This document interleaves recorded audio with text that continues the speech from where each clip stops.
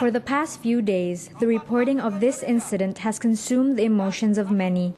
2 Indonesian domestic workers were killed by their Saudi Arabian employers, while 2 others are still in the intensive care unit.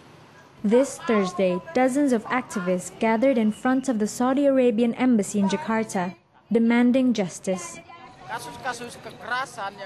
Our organization estimates that the first half of 2007 oversaw the highest number of abuses suffered by domestic workers in Saudi Arabia.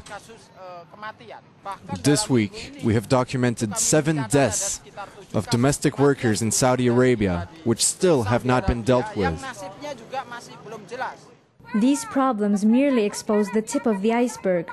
There are currently 2.5 million Indonesian domestic workers sent to Asian and Middle Eastern countries.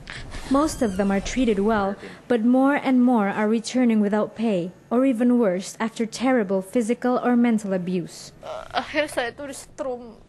Eventually, she burnt my mouth.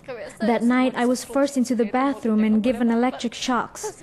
She said I wasn't allowed to eat. Yes, for the radio cable. I was taken there and she electrified my tongue. She put it in my mouth and kept saying I wasn't allowed to eat. More often than not, these women are unprotected by local labor laws. They are defenseless against the control of their employers. If they try to fight for their basic human rights, they are usually left with the blame.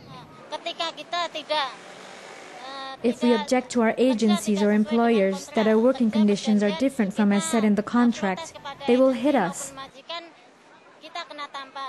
My friend had boiling water poured on her by her agent.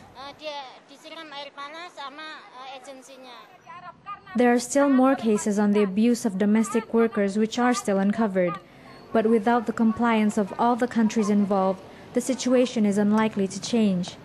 Too many young Indonesian girls are currently waiting to be sent abroad, hoping to escape poverty and to find a brighter future.